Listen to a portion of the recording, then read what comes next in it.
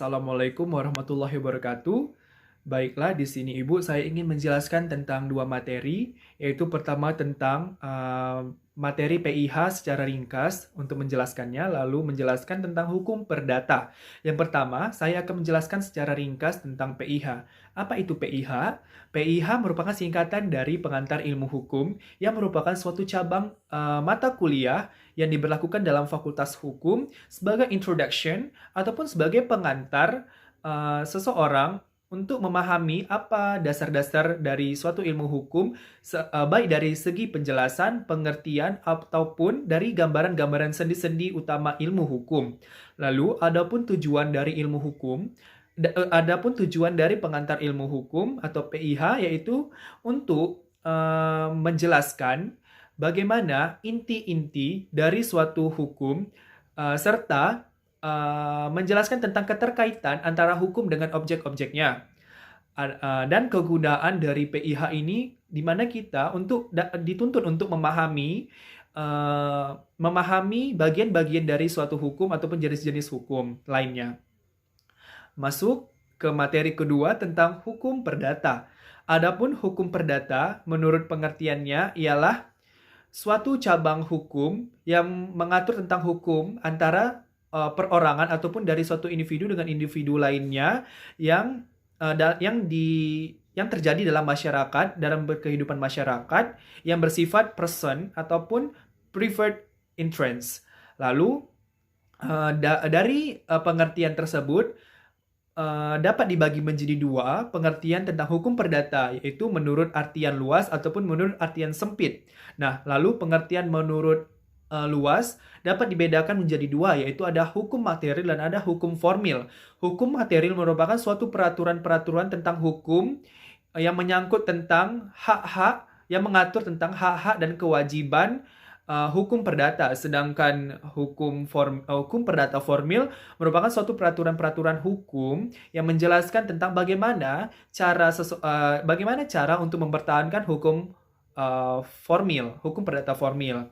Nah, menurut arti sempit, hukum perdata merupakan suatu lawan dari hukum dagang yang dicetuskan dalam dicetuskan dalam pasal 102 Undang-Undang Dasar sementara, yang dimana di situ dikatakan bahwasanya melakukan suatu memerintahkan kodifikasi ataupun pembukuan hukum di Indonesia.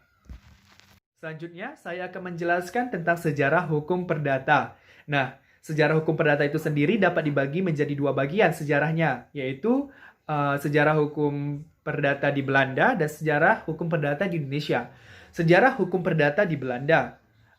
Hukum perdata Belanda ini berasal dari negara Prancis. Mengapa? Karena Prancis menjajah negara Belanda. Jadi, Belanda itu merupakan negara jajahan dari Prancis. Nah, lalu dengan demikian, Prancis juga menerapkan hukum perdata dari negaranya yang dengan nama Kode Sivil France atau Kode Sivil Prancis yang diterapkan di Belanda, langsung dipimpin oleh Napoleon Bonaparte. Nah, ketika Belanda memproklamirkan diri telah merdeka dari negara Prancis, mereka juga berkeinginan untuk membuat produk sendiri, yaitu ingin membuat hukum perdata sendiri dengan nama Kitab Undang-Undang Hukum Perdata Belanda yang dimana ini tidak ada campur tangan dari negara Prancis, dan ini dikodifikasi dan dirilis pada tanggal 5 Juli 1830 dan diaplikasikan ataupun berlaku pada tanggal 1 Oktober 1938.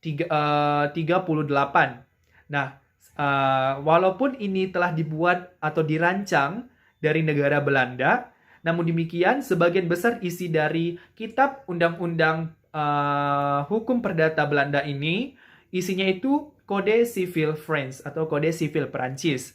Nah, selanjutnya, apa kaitan Belanda dengan Indonesia? Nah, jadi hukum perdata Indonesia ini datang dari negara Belanda, karena negara Belanda dahulunya menjajah negara Indonesia ataupun yang disebut dengan Hindia Belanda. Nah, pada era penjajahan Indonesia ini, Belanda menerapkan sistem hukum perdata itu dengan kitabnya, yaitu Kitab Kitab Undang-Undang Hukum Perdata Belanda yang dengan berlandaskannya asas konkordansi ataupun asas kebersamaan.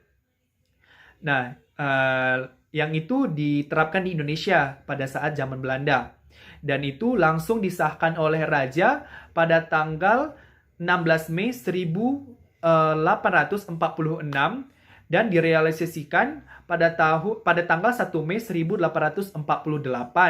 Nah, ketika Indonesia merdeka, maka berdasarkan aturan peralihan Undang-Undang Dasar tahun 1945, hukum perdata Hindia Belanda ini tetap diberlakukan dan digantikan oleh undang-undang baru berdasarkan Undang-Undang Dasar ini.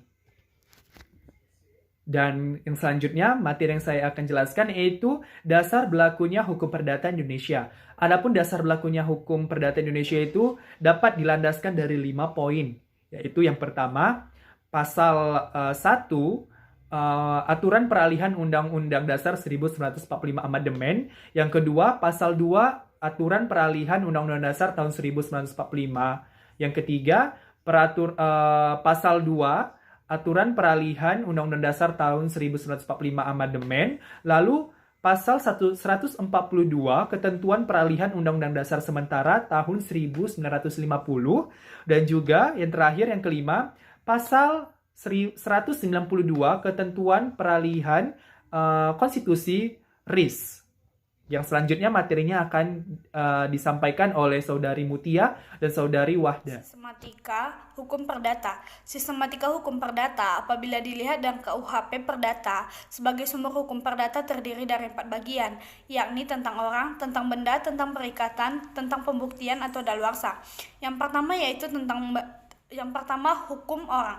Subjek hukum adalah penyandang hak dan kewajiban yang terdiri dari manusia atau orang dan badan hukum. Yang kedua, hukum keluarga. Hukum keluarga membahas persoalan-persoalan tentang pernikahan, perceraian, kedudukan anak, kekuasaan orang tua, perwalian, dan juga pengampuan. Yang ketiga, hukum benda. Benda dalam konteks hukum perdata ini adalah segala sesuatu yang dapat diartikan atau diletakkan hak di atasnya, yang utamanya adalah hak milik. 1. Macam-macam hukum benda. A. Benda bergerak dan tidak bergerak. B. Benda berwujud dan tidak berwujud. Yang kedua, kekuasaan hukum atas benda atau benzit. Benzit yakni hak untuk menguasai atas kebendaan. Benzit mempunyai 2 fungsi, yakni fungsi personal dan juga fungsi Zekenrechtlich. Yang ketiga, kepemilikan benda atau hak milik. Hak milik merupakan hak untuk menguasai sepenuhnya kebendaan tersebut secara leluasa dan secara bebas tanpa mengganggu hak orang lain. Ciri-ciri yang dimiliki hak milik yang pertama yaitu hak milik merupakan hak pokok dari hak-hak kebendaan yang lainnya. Yang kedua, hak yang paling sempurna. Yang ketiga, bersifat tetap. Dan yang keempat, inti dari hak kepemilikan yang lainnya. Adapun cara untuk memperoleh hak milik yang terdapat dalam pasal 584 BW, yakni pengambilan, kedua penarikan dari benda lain, dan yang ketiga yaitu lewat waktu atau kadaluarsa. 4. Hukum perikatan. Dalam hal ini, perikatan merupakan hal yang mengikat terhadap seseorang kepada orang lain. Sedangkan macam-macam perikatan terbagi menjadi 6 bagian. Yang pertama, perikatan bersyarat. Yang kedua, perikatan dengan penetapan waktu. Yang ketiga, perikatan mana suka. Yang keempat, perikatan tanggung-menanggung atau perikatan tanggung-renteng. Yang kelima, perikatan yang dapat dibagi dan perikatan yang tidak dapat dibagi. Yang keenam, perikatan dengan penetapan hukum. Hapusnya hukum perikatan. Dalam pasal 1381 KUH Perdata terdapat 10 cara terhapusnya perikatan. Yang pertama, pembayaran. Yang kedua, penawaran pembayaran tunai yang diikuti dengan penyimpanan dan penitipan. Yang ketiga, pembaruan utang atau novasi. Yang keempat, perjumpaan utang atau kompensasi. Yang kelima, percampuran hutang. Yang keenam, pembebasan hutang. Yang ketujuh, musnahnya barang yang dihutangi. Yang kedelapan, pembatalan. Yang kesembilan, berlakunya syarat batal. Dan yang kesepuluh, lewatnya waktu. 5. Hukum pembuktian dan daluarsa. Pembuktian merupakan bagian yang sangat penting dalam proses pemeriksaan perkara pidana.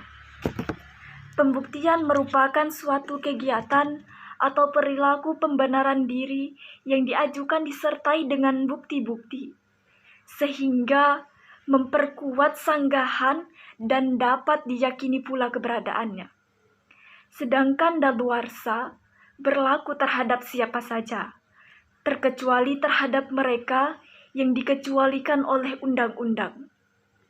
Untuk mencegah daluarsa, seluruh utang terhadap debitur lainnya perlu ada suatu pemberitahuan terhadap ahli waris.